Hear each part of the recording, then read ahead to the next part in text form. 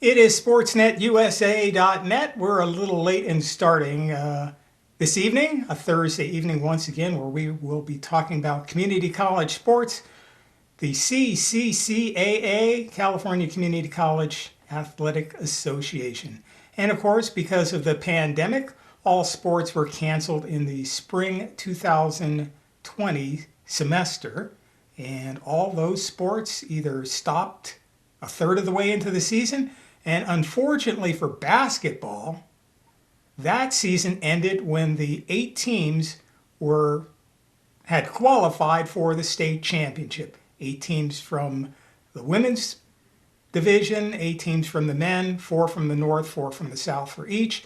And tonight we're going to try to take a look at what might have happened, analyze some of the teams, and come up with who we think would have been the overall state champion for men's and women's basketball here in California for the community colleges. Once again, it's the usual suspects, the guys that are always there. That would be in your upper left is Mark Pavlovich, coming to you from Anaheim, California.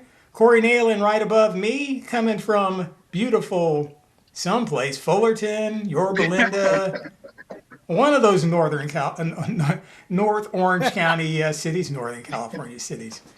And of course, if you see me melting in about 55 minutes, you know, the temperature here in hell gets pretty robust after a while. So, guys, let's start this out. Let's take a look at which one do you want to go with first, the men or the women? Let's start with the ladies. Let's start with the ladies. And first, Corey, I want to bring it up. We were talking about this when we started. I think the thing that's most amazing looking at all these teams is the diversity in coaching. We go from young to old to teams that have enormous amount of championships to those that are newcomers coming on. We have those young coaches. We've got those old coaches. The gender balance is there. I think the coaching first needs to get mentioned in the women's division. I think we really do have a painted picture of what basketball coaching is supposed to be all about. Yeah, I think when you look, and before this show, you did a little bit of research. I did more research than I thought would be required. Last week I just did some. It's like that's good enough. But when you look at the coaching legends and the coaching success that teams like Mount Sac and Rip Ventura specifically have, you don't realize just how good community college women's basketball is until you start looking into it. What, 6 state championships? Is that what the coach of Ventura's got? 6 state championships, or does he have Well, they've three? got But he's 7. 7. Okay, I No, was well, close. he's got 7 state champions, 7 times, and 19 straight conference titles. I mean, that division that he's in and that conference that he's in is just called the Ventura Basketball Conference. Ned Mercitich is one of those coaches that um, is a Euro guy who comes over um, to the United States and just learns the game of basketball. I mean, he was lucky enough to be at UCLA when John Wooden was there, and he's been one of those guys who's a student of the game and just allowed himself to keep growing and establishing um, a program in Ventura. And that's one of the good things about Ventura is because they have a lot of talent that they can choose from. Nice campus, um, nice school. Why not be successful? And he has. I mean, it's just one of those things where he was in the finals. His teams were in the finals. I believe it was 9 straight years or 6 straight years for the state title. So that's just one of those things that building success after years upon years. They haven't won it in a couple years, but they're always there. Guys, now And is then you that look. a tough conference or is it just, Ventura dominates all the, well, you could have a tough conference and they could still dominate. So what's the makeup of that conference? It's the Western State Conference, so you've got Moore Park, you've got Bakersfield. Sometimes you know teams like that in that area, and it's basketball might be the weakest of the sports for the Western State Conference for a team that truly dominates. Ventura does well in football, but there you've got Canyons in that division of the SCFA. Volleyball, you have other teams um, like Bakersfield in that area. And I was going to go to the site and see what other teams, but I think basketball is the weakest out of those sports. Well, Corey, when you think about it too, and you think about what Moore Park's done this year, it's taken Moore Park a while to become a competitive basketball program in that area. And it's taken them a while to be able to recruit people from which they said point blank. They started getting basketball players from the Ventura area. And in doing that, look at that. I'm getting a little beat with my talk. I like this. A little rhythm with my conversation. But you get Moore Park that's finally recruited from Ventura, and in doing that, they've taken some of the talent of Ventura and brought it into their program. And now Moore Park is now building a powerhouse, or hopefully a powerhouse in their area, to compete up there in that region. Yeah, and they have. I mean, they're the up and coming team. When you look at that Western State, it really is Moore Park and Ventura, in my opinion. It's on the women's side. On the men's Yeah. side, it's a little bit more well-rounded, a little bit more competitive. But on the women's side, it's Moore Park. It is Ventura. Sometimes you can have Bakersfield or Antelope Valley. I know Cuesta on the men's side, Glendale used to be good, but it's really two teams that really come out of there and really running the pack. Yeah, I mean, you look at Kenny Plummer. When he first started, he had a 500 program. And now, over the 5-year run, he's finally turned it around. He's 114 and 33 overall at Moore Park now. But when he started, he was a 500 basketball program. So they have slowly caught up with that traditional powerhouse at Ventura. Yeah, and when you look at Moore Park, they were the runner-ups last year. I mean, Yeah. they were the number one team all last season. I mean, it was Moore Park, Moore Park, Moore Park. Diablo Valley was there. San Joaquin Delta was there also. But last year it was really Moore Park versus Diablo Valley, and they met in the finals. I mean, everything was true to form last year. This year, I think it would have been a little bit different for who was going to advance to the finals. I think Moore Park was still going to be there. We'll get to that, but I'm not sure Diablo Valley was good enough to be there. And Ventura, they lost to Diablo Valley last year in what they say might have been the best game of the tournament, but they lost in a nail biter. Ventura did to Diablo Valley, and if you want to stay with that game, that's you always have to pick an upset in these things. That was going to be my upset, if you can call it an upset, Ventura over Diablo Valley. Well, I was And going to ask you before.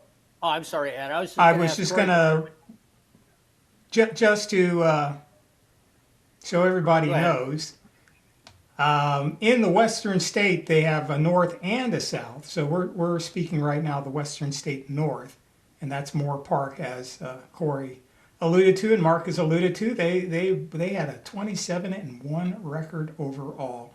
Ventura, then Santa Barbara, Allen Hancock, Oxnard, Cuesta, and L.A. Pierce. Now there is also a Western State South, which has Glendale, Antelope Valley, L.A. Valley, Canyons, Bakersfield, Santa Monica, West LA, and Citrus. So the Western State Conference is very large, and it varies from sport to sport. So, they have 14, no, I can't count right, 15 teams. And Bakersfield has kind of jumped from the north to the south in there, which, well, the whole Bakersfield thing is something else. But just for our viewers, to give you some idea of how that conference, the Western State Conference, is laid out: a north and a south, a total of 15 teams, 7 and 8. Back to you guys. Corey, before we get into this, because I got to ask you, when I'm going to look it through, and we'll get to who we think will win the whole thing, I looked at it, I sort of went, where there's really haves and there's have-nots in the playoffs. I mean, I looked at it that way. I got to ask you, I mean, I know you're a little more intense when we come to playing basketball. I know you hate to have older guys run through your screens, and I know you have a hard time running through paper thin old guy screens.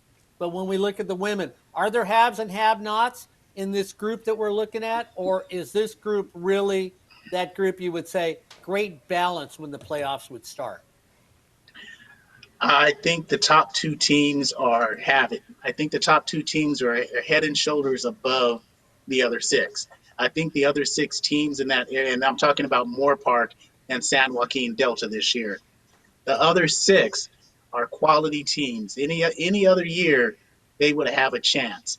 I wouldn't say that they have not, but I just don't see them stacking up to Moore Park and San Joaquin Delta. So should we rock and roll and see where we take it and see if we agree with everything? Yeah, we'll let you start. We'll start with Oh, the teams up top, Chabot and Mount Sac. okay. Well, we can look at. I got to have my notes because I'm an old guy. I can't do it right off the top of my head. So, but I went with the Northern California team in that matchup, and I went with that Northern California team because basically when I looked at them with a 24-6 record, they really do have. To me, they had 5 players for that Chabot team that played all the time. They had a solid 5 that could play, and that's what gives me sort of them the advantage in this game, especially when you look at Mahoney averaging 18 points a game, and then you turn around and you look at some of her counterpoints out there like Nye Hill, 15.6. You had players that were in double figures in those top 5 when they were going. You look at Mount Sac on the other half, Corey, they only had 2 players in double figures. And that's the thing that I think that they couldn't play the entire game against them. Look at Chabot, they averaged 74 points a game. Mount Sac averages 64. Now the thing I always look at, and you always get a kick out of me, is shooting percentage. Chabot at 40, Mount Sac at 36, and let's get it straight right from now, right from the beginning. None of these teams could make a free throw to save their life. So if there was a team that got hot making free throws in the playoffs, they might win the whole thing. But Mount Sac easily comes away with that game over Chabot. I don't think they can run with him. Well, They can't rebound I thought against you were them. gonna pick Chabot. Go ahead. I I do. I've thought you got picked Chabot. Chabot. Over, Oh, I do okay. over Mount Sac. Yeah, they can't run. Oh, Mount okay. Sac can't run with them. And Mount Sac's got 2 offensive players, and Chabot's got 5 and people that could come off the bench. So Chabot is my pick in that game. And see, that's What do you pick? interesting because Chabot was at Go 24 ahead. and 6 with Chabot and Mount Sac at 23 and 7. I think it's Yes. just the opposite because when you watch both of these teams play, Chabot is not the up and down type of team that Mount Sac is. We got to saw Mount Sac at the Colleen Riley tournament earlier this season. And because they had a couple injuries, that 23 and 7 record is a little bit low from what they've done in the past recent years against for Brian Critchlow. You look at 4 state champions, 4-time champions. I think Mount Sac would have come away with the victory because they played better, more pressurized, more tenacious defense. And that's why they would have won. They only averaged 64, yeah. But the inside game of Zakiya Mahoney, Nia Willis as well, they played well. You watch them play, they're a little bit more methodical than Mount Sac. But I just think the 40 minutes of what Nolan Richardson used to call held type of attitude, I think that wins the game for them. Plus, they go 10 players deep. So yeah, only two players average in double figures, but you look at a lot of those players, Mark. Leading scorer averaged 11, but you got 9, 9, 8, 8, 9, 7 from about 10 different players, or 8 or 9 different players. I think that was going to be the key in that victory for Mount Sac. Well, and I'm going to throw back at you. Chabot comes away with a victory because they have a coach that believes in pressing and playing defense and playing aggressive defense. That's always been his coaching style. He brought it up from his days of being a high school coach, and he brought it to the community college level. And he believes that defense turns into offense. And I think when you get into the playoffs, you will watch the teams that ratchet up their defense and then play press and run be able to win. Maybe he may not have the personnel, but he has that coaching style, and that was his coaching style. And we've on either the men's side or the women's side that teams get rattled in the playoffs. And I think that mentality, I give another 4 to 6 points to Chabot in the game because their coach is going to go back and start beating up. Thanks again. Could you tell Ed I'm on a different beat when I'm talking, Corey? Because I'm getting that sort of like record thing going. The scratch. I like the beat, but here's the thing. When you look at Mount Sac, the reason why they win is because I think they come out of the better conference. Um, when you look at the South Coast Conference, not that the conference that Chabot was in is bad. I just think it's a better conference up and down, top to bottom, than what Chabot plays in, and I think that's why they win, or they would have won, I Well, should say. well, when you think about it too, look at Mount Sac. They couldn't beat any teams of quality. When you look at their record, when they really come out of there, all their victories were against very average teams. You talk about what they played in, but if you looked at the record, when they really walked away and they had all their losses were against quality teams. I do agree that Chabot didn't beat anybody that was heading to the playoffs during their season, and they're lucky they got to where they were at because they had problems with Merced. And if you can't handle Merced, you're in trouble because Merced took them, beat them once, could have easily beaten them twice. And if they do that, they get by Merced in the playoffs by a hair. Merced easily could have won that playoff game, and Chabot might not be there. But again, Mount Sac did not step up to the quality of the opponents every time they played them. And again, I'm going to put that on coaching, and I give the coaching advantage to Chabot. I don't, because coaching advantage goes to the guy who has 4 state titles. That goes to Mount Sac. 4 state titles trumps what you're going to get to from Coach Andrew, excuse me. Mount Sac, Rio Hondo, Pasadena, East LA, all winning records. East LA is a quality team, just had a rough season this year. Pasadena always has talent, but they just didn't have enough talent to get to the upper echelon. They were a playoff team. Rio Hondo, another playoff team, but they go out in the first round. I think Mount Sac would have had that. And I'm But just going to throw we it to can you continue one to last time. disagree on that. If we go back to Go ahead. coaching, then we should just if it goes back to coaching, then we should just give it to Ventura now because he's got the most state championships out of everybody who's still in the playoffs. Well, that's not the only reason. We'll get to that. Well, we can get to that next, actually. I mean, if you want to go Ventura, Diablo Valley, here's my upset pick. I would take Ventura in a close win. So I just want to make sure we agree to disagree on the first playoff game. Yes. Okay, so you've got Mount Sac, I've got Chabot. So there's our difference in the first playoff game. Just so those at home watching usually think Corey and Mark, except for Ed Ford, who's with us, think we agree a lot.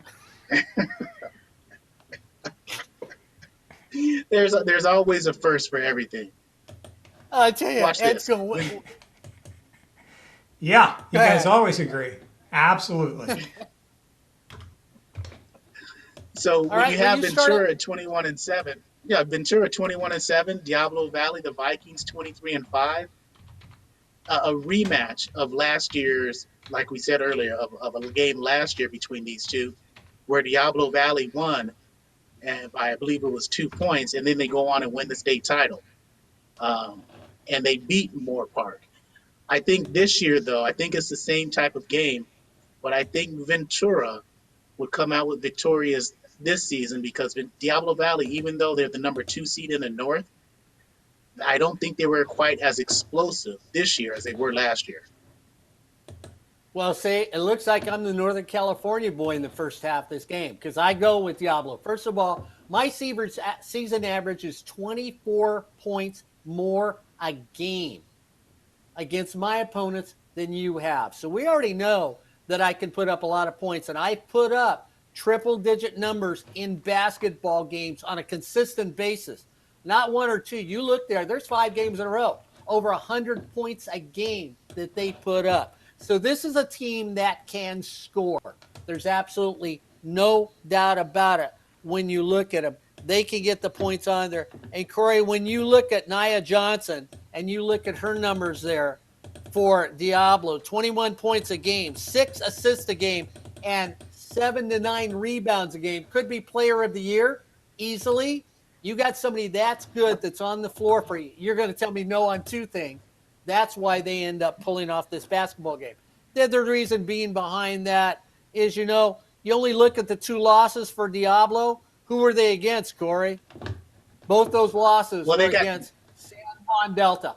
That's it, San Joaquin Delta, well, and that's it. they've got And that, 5 losses. 5 losses. but in their area for true competition against tough quality teams, those are the only 2 losses against a quality team. Once again, that's why they have the overview on that. And you look against Ventura again, up and down season.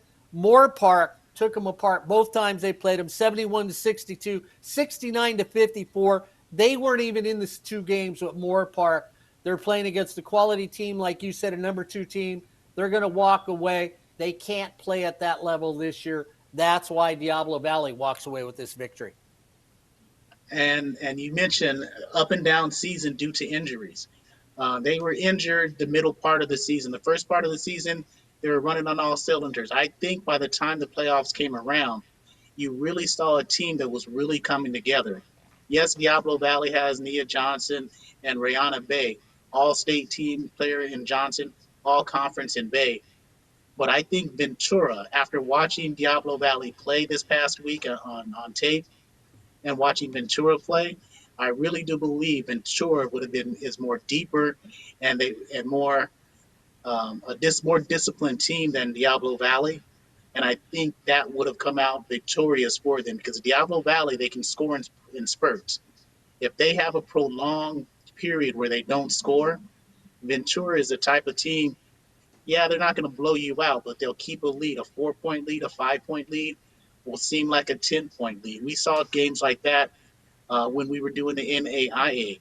A 4-point lead for let's say for Vanguard, or a 4-point lead for Azusa Pacific and Westmont was really like a 10-point lead because they protected the ball and they played well. I think the second team All-Stater, and I'm going to mess up her name, and I apologize, Talia Taufaso. Yeah, I'm glad you said Taufasao. it. If you're watching that, I do apologize for butchering your name, but she's a second team All-Stater, 2-time All-State player, a player who knows last year's loss was tough, a player that comes in more focused this year and wants to will her team to victory. CC Quintino, Madison Cast on the first team All-Western State Conference, Ladesha Merriweather and Kimura Pooler, honorable mention. I think because they're a little bit deeper than the Vikings, Pirates pull one out. Now, and I think, again, when you look at it, you look at the fact that when a team shoots 40% against another team and 40% during the year, like Ventura did, but you look at the amount of points that they put up, that means they don't shoot as much as you do when you look at somebody like Diablo, who shoots 36% a year, but they put up 24 more points a game. That's a team that puts up a lot of shots. And you've said to me before, watching basketball games, it's that person, and you said, I saw the smile on your face. You told me it's how, if I could get up more shots than you, I'm going to beat you in the basketball game. You have said that to me more than once, and that's what Diablo does. That's what they would do against Ventura. When you look about the rebound aspect of them, it's 44 rebounds to 36. Not really that big of a difference. And that's the thing. I'm going to go take one of your lines. I'm shooting 20 more times than you are a game. If I shoot 36% and I'm shooting 20 more times, I beat you by 9 points. That's with Diablo Valley. What was their free throw percentage again? All of them had free throw percentage of 36%. I went across the No, board. free throw percentage. Free What was throw it? I mean, percent. None of them were good at the free throw line, Corey. I saw 2 teams that were at 43%. I did not ask if they were any good. I asked what their percentage was.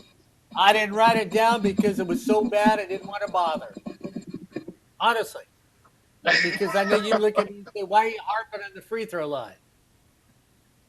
And to say that somebody's going to win it at the free throw line, we've seen too many women's basketball games on the community college level that we know that doesn't happen.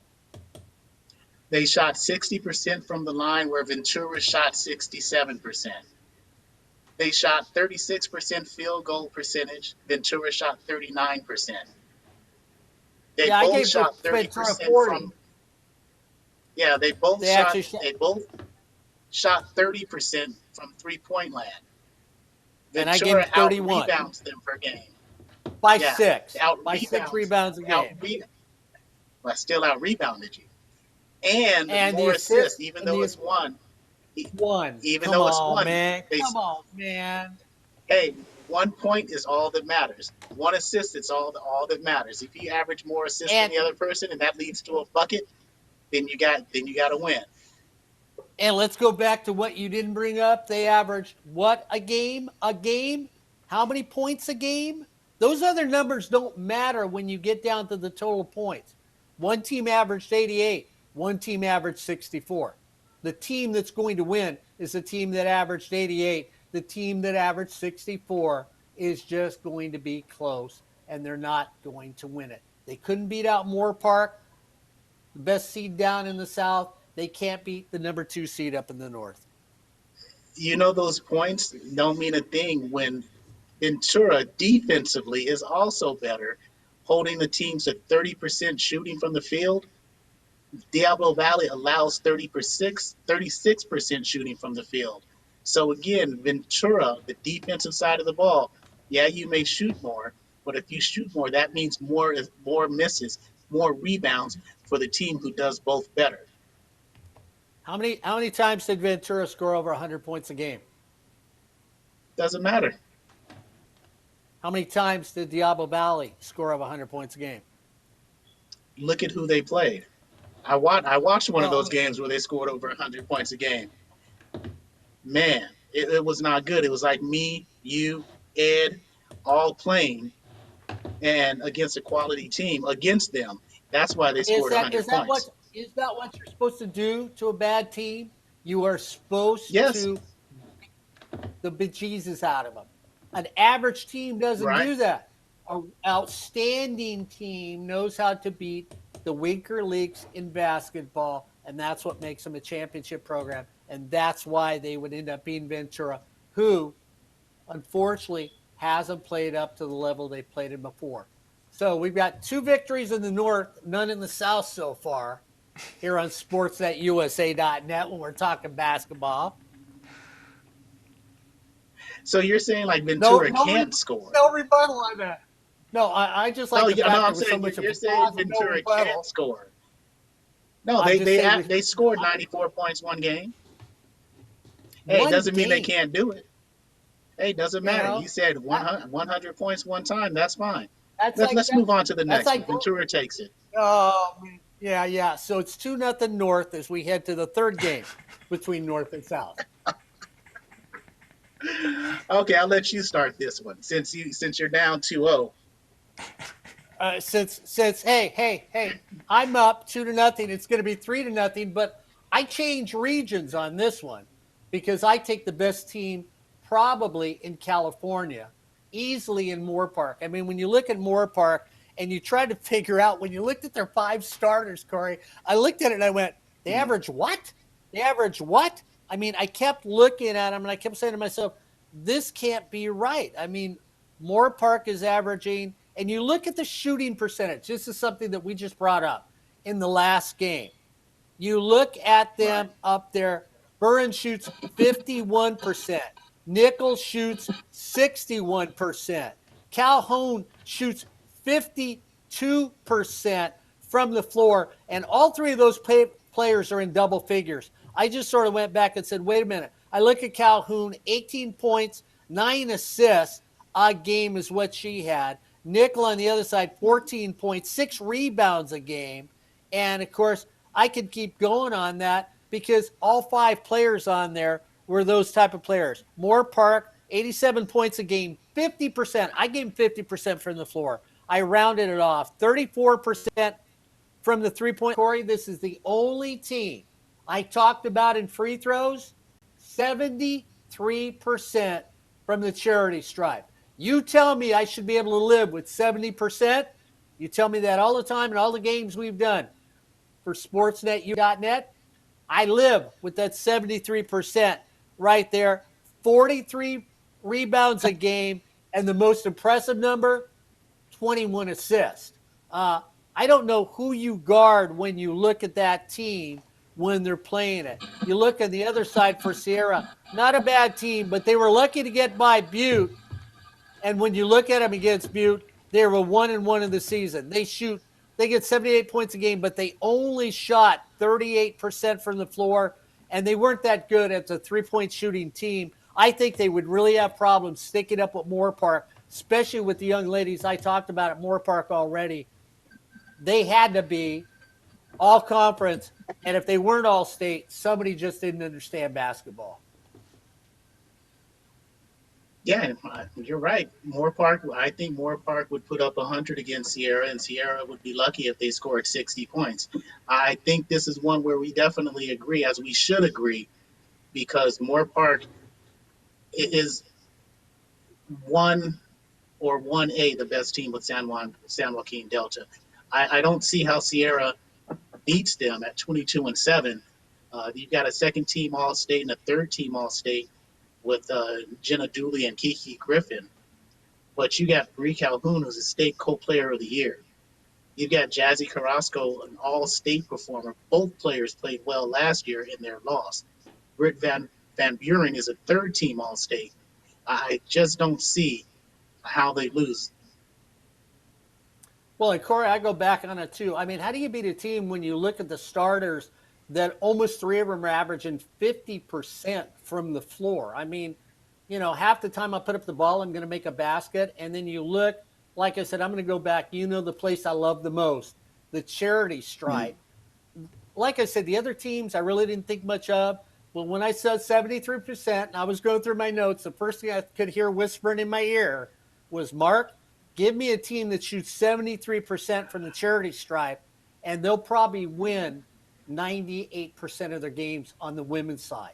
And I think that's something where Moore Park. Go ahead. That's impressive, but they shoot 50% from the field as a team, like you said. That's the key that we've seen all year long, and for the years we've been doing community college basketball at the women's level outside. If you shoot 45%, 43% and above, let's say, you have a good team. But when you shoot 50% from the field, you have a great team, and that's the difference. 50% from the field, 73% from the line, and that's efficient. And when you're efficient, there's nothing stopping you. So you're going to say that now, because we were talking about the haves and the have-nots. I mean, Moore Park is one of the haves when you look at them. Very few teams could.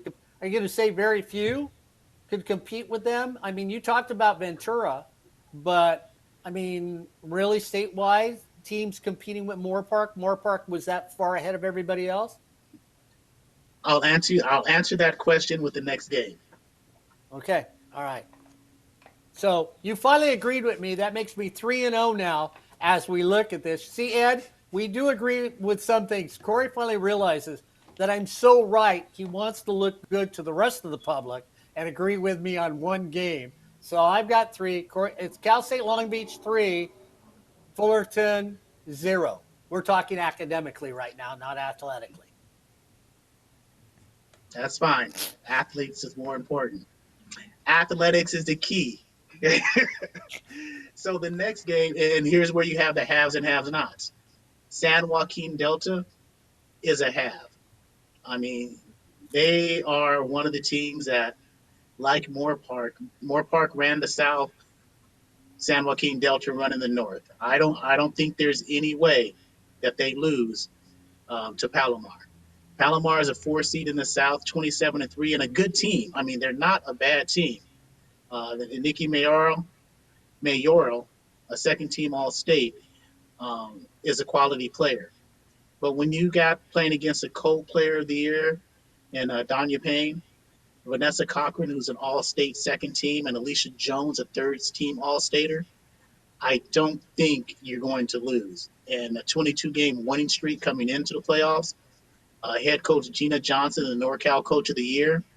And other than that, you're a complete team. You don't lose until you get to the championship game. Well, and I think one of the things too, when you look at Palomar, and I'm sure you looked at all the schedules that everybody played that are in the playoffs. I don't know, Corey, when I looked at Palomar's schedule, I thought Palomar's schedule was probably the easiest of the 8 that were in the playoffs.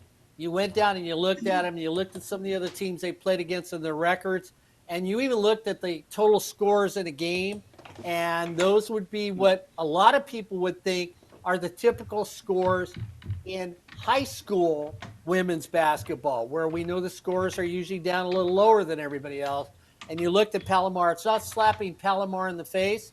I mean, Cal State University Long Beach, that's where their coach comes from. She went to Orange Coast College also, so she's part of the family when we look at it here. But I thought Palomar overall had the easiest schedule of all the teams in the playoffs, and so I didn't think they would get out of the playoffs after the first round at all. And I thought they drew a tough opponent too. So I agree with you on this one easily. I think this is the easiest out of all the games to pick so far on the women's side. Yeah, and I think Moore Park and San Joaquin Delta. Now you get to the next round, and you have the one from the south, so they got to play the lowest seed from. Well, who you had Ventura and Diablo Valley. So who? Let's see. Yeah, The low seed would have been I had Diablo. You had Ventura.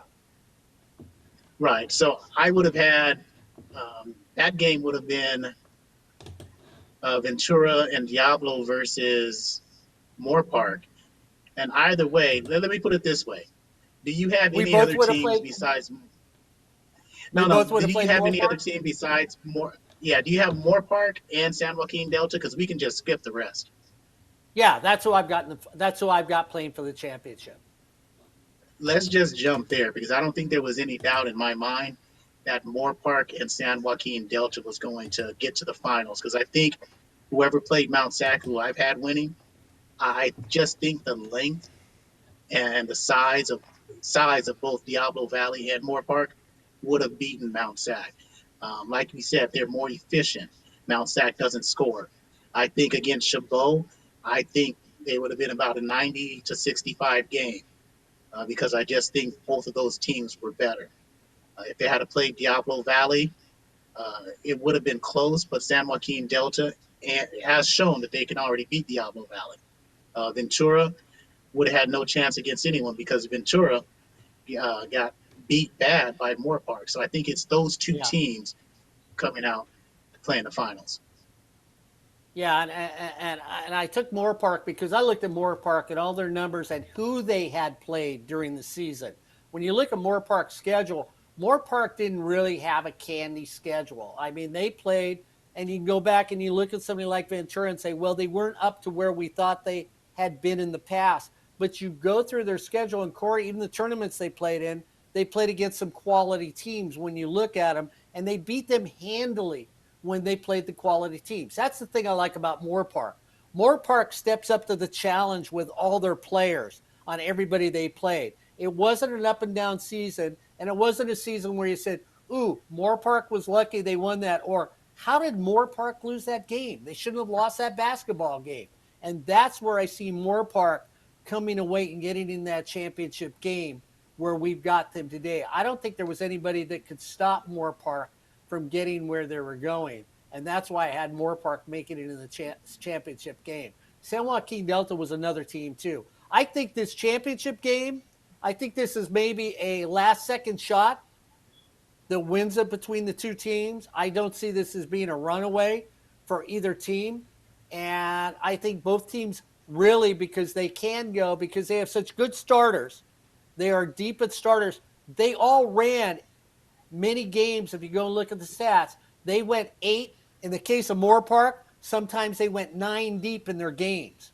So they could come off the bench. They didn't shorten the bench in their games. They elongated the bench in their games. And as we know, being associated with calling championship games, if you can elongate that bench so that if somebody gets in trouble, you can still play against your opponent, or if your team is going against a team, let's say you just have to sit somebody down because they're having a rough time and you sit them down so they can take a breath and you don't lose anything. That's what Moore Park has on their team. And that's the same with San Joaquin Delta. I think Moore Park, though, had a little more depth, and I like the 5 that start the game for Moore Park. If we went the starting 5 against the starting 5, Moore Park easily wins this game. Yeah, I think Moore Park wins it. I think they were due. I went less scientific than you. Moore Park is the Raiders. I'm a Raider fan, so there you go. There's one. They lost last year in the final game to Diablo Valley. I think in sports that matters. So they come back this year and they win it. Third, they're just a good team. That's it's simple as that. They shoot better, they rebound better, they score more, um, they pass better. With all that, they're just a better team. I think they would have been crowned the champions of California had COVID-19 not come out and affected the rest of the playoffs.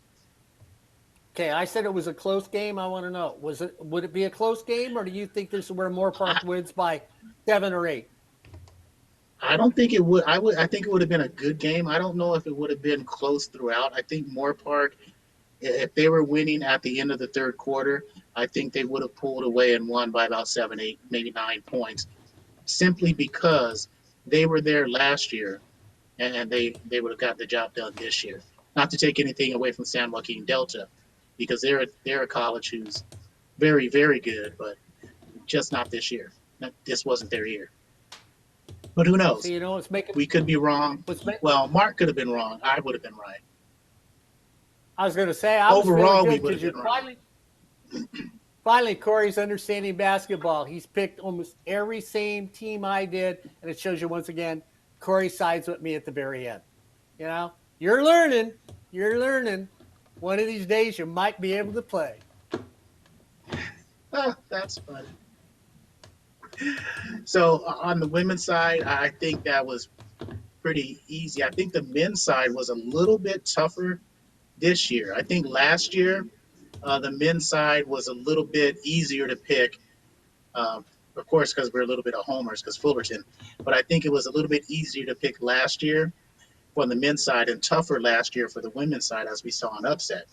I think on the men's side, you have the best teams still available that we thought at the beginning of the season been there, because this is eerily close to our early prediction Final Fours. Because we did have East LA at the beginning of the Mm-hmm. year. We did have City College of San Francisco. Before the Yeah. injuries, we had Fullerton, and we Yeah, had we did. and we did have Santiago Canyon.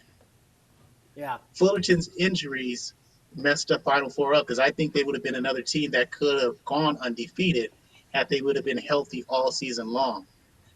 So I think the men's side is a little bit more difficult to choose from. And I think in that Spurs game, um, you talk about the season. Antoine Jenkins, the SoCal Player of the Year, the CCCSIA State Athlete of the Year. When you have a guy who's 5'11", and you want to take age into this, you got a Dana Barros type of player, or you bring it up a little bit, you have an Isaiah Thomas type of player, smaller of stature, but you have 25 points, 5 assists on 53% shooting from the field, and get this, Mark, 45% from three-point land. That's the player of the year for a team that only lost twice. And he was also the CCCMBACA, that's a lot of initials, co-player of the year for one of the best teams and arguably the best backcourt in the state of California with AJ Garrity and Paolo Araujo. Um, I think they might have been the best backcourt in the state. Well, I find it interesting that you bring up stature when you talk about the game of basketball and you say 5'11" and somebody there, because the game has changed. It's a completely different game that compared to what, 10 years ago, easily. It's a different game because now the outside shot, 3-point country is so prevalent in the men's game. There's nothing unusual to see a guy stopping 30, 35 feet out and putting up the basketball nowadays, Corey. And if you're a prolific shooter, we know that defenses don't come out 35 feet to guard somebody. It just doesn't happen when you look at it. If you're a prolific shooter like some of the young men we saw play this year, somebody gives you a wide open shot, you come across half court, you take that one little bunny hop setup step and let it fly when that foot touches the ground. So if I'm 3 feet away from you. When I realize you're shooting, I'm late. I'm late. Yeah.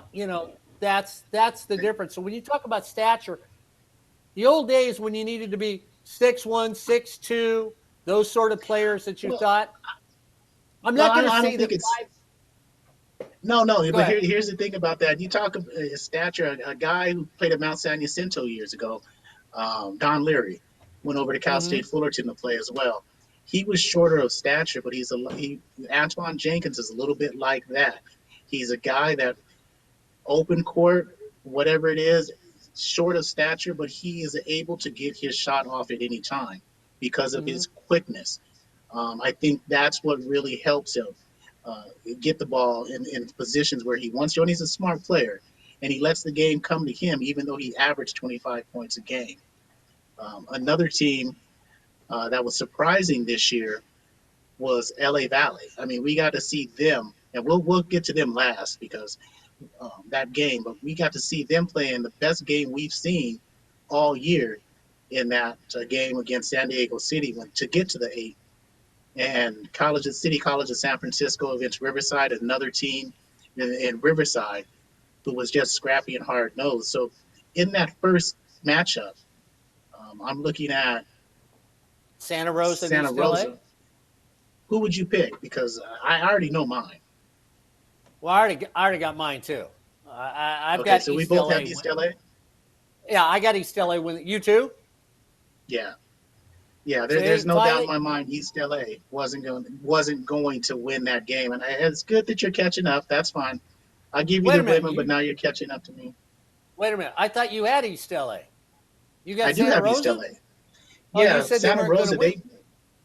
Santa Rosa wasn't going to win. Yeah, they barely beat Oh, okay. Cabrillo. They upset Cabrillo to get in this. No, not Cabrillo, Columbia to get in the 8.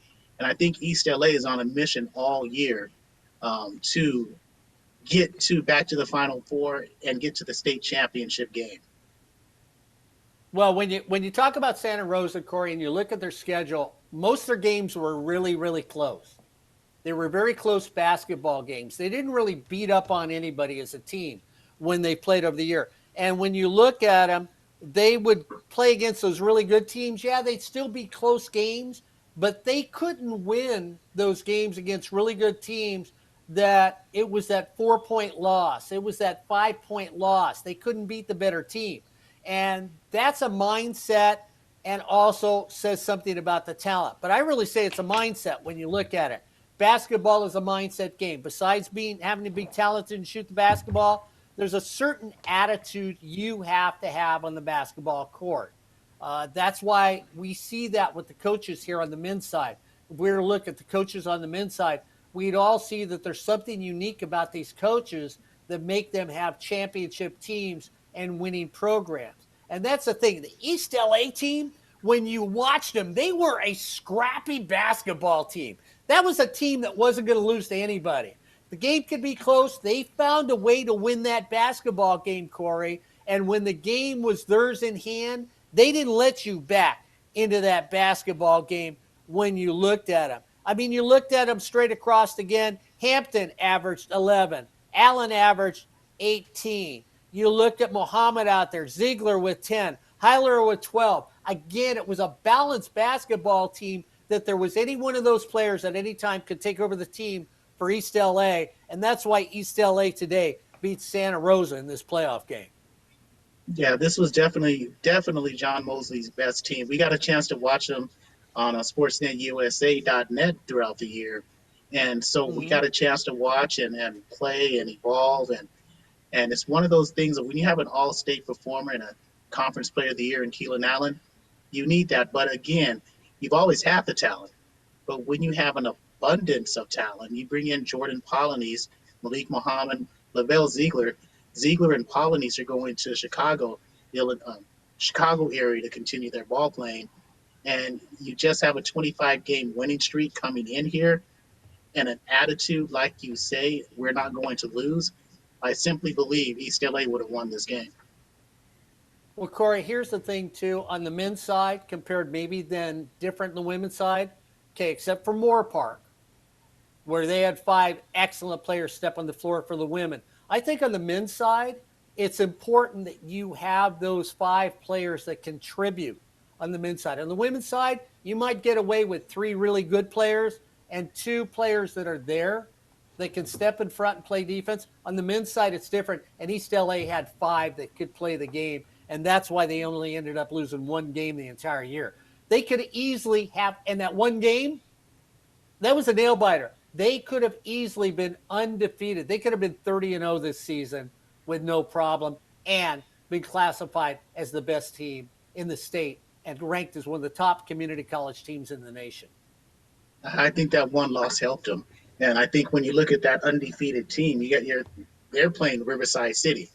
The Tigers, we got a chance to watch them play against Cypress earlier in the year, and they were just coming into their own. We did talk to Hall of Fame coach Phil Matthews right before that game, and he told us if we get things where we want to go, if they just listen and perform, we'll be okay. They were 21-9, but the second half of the season, they were hot. They only lost 2 conference games in the OEC, and they really played well. They were hard-nosed. They were scrappy. Zakiah Levette, Melvin Walker, and Edwin Collins all played well, but I don't think they were any match for this year's City College of San Francisco Rams team, who was undefeated. Coach Justin LeBlanc, he's just a machine up there with his program. Yeah, and Corey, he gets to get whoever he wants, too. I mean, let's be realistic. In the game of basketball, you don't get the quality players. How many times did we hear Perry Webster tell us, being announcers for Fullerton College, I got some bigger players that can play. I got some guys that can shoot the ball. I finally got guys that can go out there. Yeah, you got to play defense when you play for Perry Webster at Fullerton College, but you've got to have talent on the floor, too. It can't be Corey, Mark, and Ed playing for Perry Webster because we just don't have the talent. But you bring in those young players, San Francisco gets the cream of the crop, and that's why when you look at San Francisco, when you look at them, Corey, 7 players on that team, 7 players are in double figures in San Francisco's lineup.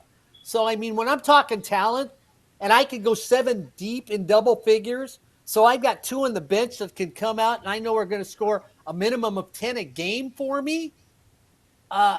You would wish that most guys could say, I can go 5 deep, that I got 5 starters on the floor that can score double figures. San Francisco had 7. So you didn't have to start the same 5, but you could always turn around and know that you were going to get, when you look at it, San Francisco had those 7 players that were probably going to be in a double dip on there. I'll tell you what, that's strictly talent. And then you add in good coaching. You know, I got City of College of San Francisco all over Riverside in that game. Yeah, and you spoke of talent. Miles Norris, that 6'10", bounce back from Oregon, co-player of the year for the CCCAA. Shot 54% from the field. I mean, that's talent. Mako Dengi, an all-state player. I just don't see them losing. They were beating team. Now, you talk about an offensive team scoring over 100 points a game. They did that continuously and constantly throughout this season. I don't think they had a challenge all season long. I don't think any game was close, and that's why they're undefeated. We're getting to the best game. Not yet, but I think College of the Sequoias, the Giants, and Santiago Canyon, this is a game, I don't know how you feel about it, Mark, was primed for an upset when you look at the Giants against the Hawks. Because when we saw Santiago Canyon, yeah, we had them, maybe in the Final Four, but they were a team that you just looked at them and say they can't be that good. Yet every single game we saw them play, they were simply that good. I mean, the Giants, Sequoias has 6 players averaging double figures, and they have a rotation of 10 players. But I don't think the Hawks would have lost this game. At 28-2, the number 1 seed, and they shoot really, really well, top 10 in pretty much almost every offensive category, and they play quality defense. I don't think they lose. So you've got Santiago winning that game, right? Of course. Oh yeah. I don't think they lose. Oh, okay. Because I thought for a second you were talking about Sequoia, and I was going to say, yeah, they shoot well and everything else, but again, You look at Santiago, 50% from the floor, 20 assists is what they averaged in a game. Of course, College of the Sequoias, 22 assists in the game, Corey, when you look about them. The thing about College of the Sequoias, they averaged 50 rebounds a game. So that's the only way that Santiago loses this game. If they don't shoot well, they're not going to control the basketball. They're going to get a one and done, most likely in this game. If they have an off shooting night, and that's a speculation, if they had an off shooting night, then I think they lose this game. And I mean, I'm not saying an off shooting night by a lot, but they should have, because they couldn't compete against the boards against Sequoia. So it really is a speculation if you give Sequoia the victory on this one, because you would just assume Santiago had a bad night. But if Santiago plays their normal game, Sequoia is going to lose this game by 10 points easily against Santiago when you look at them being 28-2 overall. Just to go back to San Francisco, Corey, their closest game in the entire season, they won by 7 against Las Positas. That was the closest game they played their entire year at being 30-0. Santiago loses 2 games, and you can't put them in the same breath with that San Francisco team. True, but one of the teams Santiago Canyon did lose to was Riverside. Riverside played an outstanding game in winning that game 76-72. And I think you go back to that Rams-Tigers game, that would be the only way Riverside could beat City College of San Francisco is they played the type of game they did against Santiago Canyon, but I don't think that would have been a possibility. So I would have had Santiago Canyon, the Hawks, winning that one as well. And I would go all chalk for this because, well, actually, no, I won't go all chalk. All chalk up to this next game with LA Valle and Fresno City. Even though Fresno City is a number 2 seed in the North at 27-3, I pick LA Valle in this game. How about you? Well, unfortunately, we saw him play, and we saw him in a game. Why. We saw him in a game. Is that why you went with him too? Because I mean, I saw him in a game. I really did. I thought it was a game that I thought that they were going to lose. They'd get down by 9, and you figured this game is over. They'd get close. They'd get down by 7. This game is over. They have a coach at LA Valle.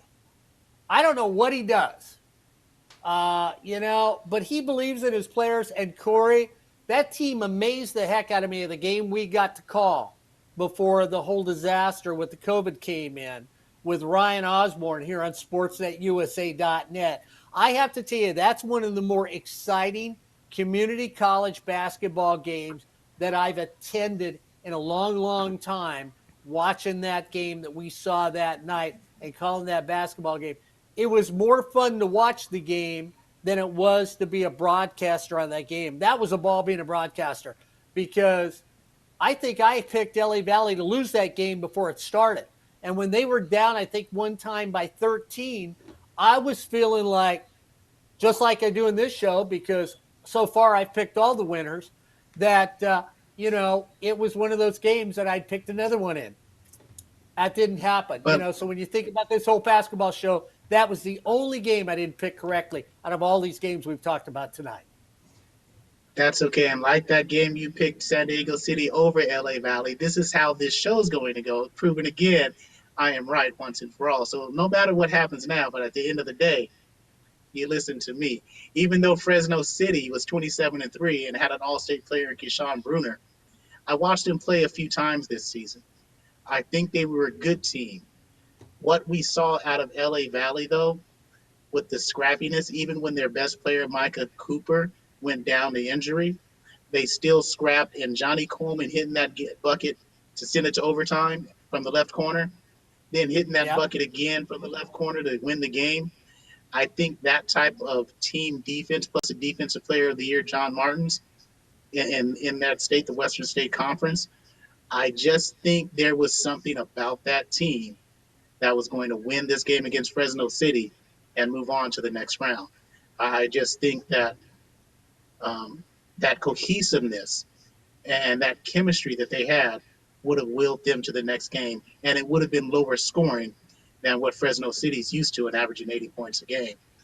Of course, the Monarchs were going to get blasted the next game wherever they played, because again, I think City College of San Francisco and East LA, they wouldn't have played each other.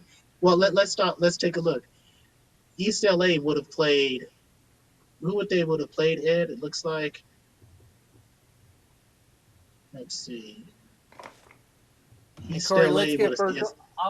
While you're looking at that, I'm going to give Virgil Watson some love here because we've had the pleasure of watching him as a coach. I loved when you interviewed him. You'd ask him a question, he'd give you 2 words as an answer. There was just something about you've played the game, and some of these coaches around Perry Webster, Virgil Watson, both excellent coaches, but there was something about Virgil Watson being a basketball coach that, Corey, he just gave you this feeling that his team would win no matter what. And I think that's why LA Valley, I give a lot of love to all these coaches, but I got to tell you, one of the coaches that I really appreciated because I got to do a couple of his games was him as a coach. Great gentleman, fine man, but just the attitude he gave his team, no wonder they ended up making the playoffs. Yeah, and if you take a look at the games, we'll make them up in our mind. So we would have had East LA. They were the 2 seed in the South. They would have played the 1 seed, I believe, in the North. No, they would have played the 1 seed in the South with Santiago Canyon, because the overall number 1 seed would have been City College in San Francisco, would have played the lowest seed, and that would have been against LA Valley. And as much as we love the Monarchs, I don't think they stood a chance or would have stood a chance against the Rams. No, I don't either. I think you've got a team again. And again, I'm going to look at it. And again, I know I harp on the fact, but I look at people like Ziegler, Muhammad, and people like that are out there. Looking at some of my scribble notes. Hampton, you got Allen with 18 that averages 18 points a game. You look at this team, all thing, and like I said, only loss the entire year was by 2 points from East LA. Quality basketball team. So Santiago wasn't a quality basketball team, but my pick in that game, yeah, Corey, I got East LA winning that basketball game. Yeah, so that leads us to the finals, East LA versus City College of San Francisco. Is that the 2 you would have had? Yeah, it was. And when I went back and watched some of the San Francisco games against things. I just felt like this championship game wasn't even going to be close. I watched San Francisco and the reason, again, I go back, when you can roll off 7 starters, that's what I thought San Francisco had, 7 starters. When you can roll off 7 starters, I just thought, you know what, San Francisco's just got too much talent for anybody to compete against. And I figured San Francisco would probably win the game by about 14. And this is where my upset comes in. Really? I picked East LA to win it all year long all if it year wasn't long. Fullerton. Yeah, you did. Because I had Fullerton, if they were healthy, that was the best team I saw this year, comparable to City College of San Francisco. That was a great team this season in the Rams. But all year, after Fullerton got injured, Fullerton's team had a rash of injuries. East LA is my team. I had them all year to win if Fullerton didn't do it. And I wouldn't, there's no changing now. That upset would have been the Huskies over the Rams in the finals, just because you just get a feeling for a team that, yeah, they don't score as much, but they're just as athletic. They're just as big, comparable stats. The only thing that Rams have on them is points. I just think it would have been a close game, about a 5-point game, and the Huskies would have come out victorious. This game is being played in Northern California, isn't it? Yeah, but that's okay. I think I really do. I watched East LA play when they were on Sportsnet, and I just think they were the team. I watched City College of San Francisco, just blowout teams. I watched them play Fresno City. It wasn't even close. That team was so dynamic, and they looked bored at times because they were so good. That's how good they were. But I think East LA, They knew they were good and a little bit more hungry, if you will. So I would have had East LA playing and winning the state title this year. Well, not that I can use any quotes or anything, but if you go back and look at a prior championship game played in Northern California and the Southern team coming up just a little short, you may see where a coach says if the game was played in Southern California, the Southern California team would have won. But since it was played in Northern California, they didn't stand a chance. That's one of the coaches that coaches community college basketball. I can't remember his name, but he did make that statement. And that's honestly, Corey, when I was picking San Francisco because it was in Northern California, Mm-hmm. because it was on their home court, that's why I went with the Northern California team too. That's just Yeah. human. That's human nature. Sorry, in Yeah. sports, that's human nature. And I big got you. talent, and a little luck. And throwing that little luck, that's an extra 6 points, and that extra 6 points wins the game for you. Either one of those teams easily, though, could be at the top. And Corey, when you look at both teams, if you had to rank teams, and even if you give a team a loss, do you rank East LA as number one and San Francisco as number two? If they win the Even though title, yeah. No, but I mean, even Yeah. now, we don't have a title. No. We don't know if they would win. No, No? no. Right now, the number one team is City College of San Francisco. They're undefeated. They've proven they're undefeated. They've proven they're a great team. I ranked them number one. I ranked East LA number two, Santiago Canyon number three. Other than that, really doesn't matter because I don't think any other team on the men's side would have been able to win the championship other than those three teams. Okay. I just wondered because I knew you had East LA all year long. And I thought you might look and say, well, with that one loss, I could still put a team at number one because I think they're the better team, and this is the reason why. That's why I wanted to ask you. No. You've seen San Francisco play. I They were have. that good. They're a machine. They're a machine. And again, I'm going to say it's because they can get the better players up in the area and give the coaching staff a lot of love. San Francisco really does know how to put an athletic department together, and they did it. So let's see. Mark picked 3 Northern California teams to win. I guess I'm the Northern, since Ed Ford's not doing softball today, we're doing softball. I'm the Ed Ford of Northern California basketball here on SportsNetUSA.net.